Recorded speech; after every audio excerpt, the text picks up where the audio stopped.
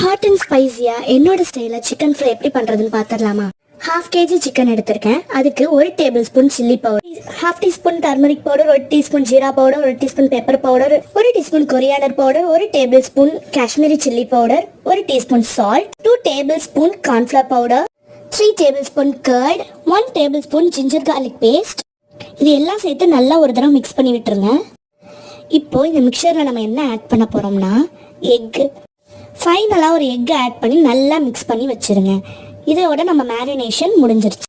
இது minimum 1 hour வந்து marinate ஆகணும். நான் வந்து ப்ரீவியஸ் நைட்டே மேரினேட் பண்ணி ஃப்ரிட்ஜில் எடுத்து வச்சுட்டேன். கார்ன்ஃப்ளவர் ஆட் பண்ணுறதுனால நல்லா கிறிஸ்பியாக வரும்.